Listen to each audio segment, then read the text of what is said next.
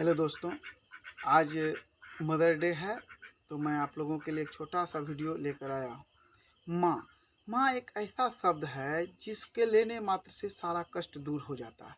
अगर आप कितनों भी कष्ट में हैं, कितनों भी दुखी हैं, तो अगर आपके मन में यह विचार आ जाए, अपने आपकी जुबान पर माँ शब्द आ जाए, तो आपके जो है सारे विकार, सारे कष्ट मिट जाते हैं।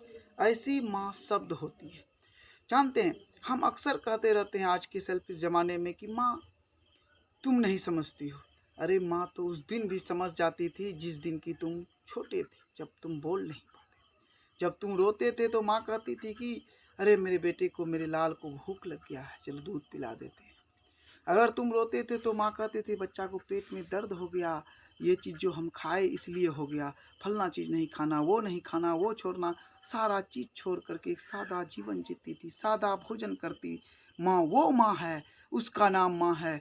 तो माँ उस टाइम भी आपको समझ जाते थे जिस टाइम आप नहीं बोल पाते थे।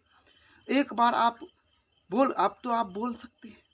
कभी आपने अपने मन की बात अपने माँ को कह कर तो देखिए। जब आप कहेंगे तो वो अवश्य ही आपकी बात को सुनेंगे वो, और समझेंगे आप, और आपको बहुत आनंद भी आएगा। और आप अक्सर कह देते हैं माँ तुमको समझ में नहीं आती। अरे माँ को सब दिन समझ में आती।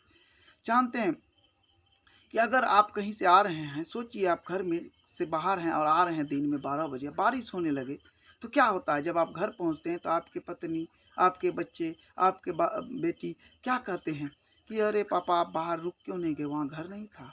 आपकी वाइफ क्या बोलेगी, पत्नी क्या बोलेगी, रुक क्यों नहीं गए, रास्ते में घर नहीं था क्या, घर भाग रहा था।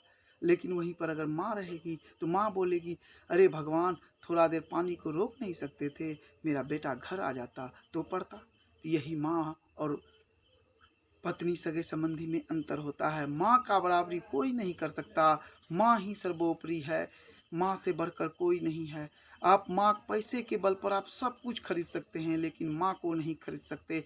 माँ एक ऐसा चीज़ है कि जिसे कोई खरीद नहीं सकता। सिर्फ नाम लेने से ही दुनिया सुंदर हो जाता है, मन सुंदर हो जाता है।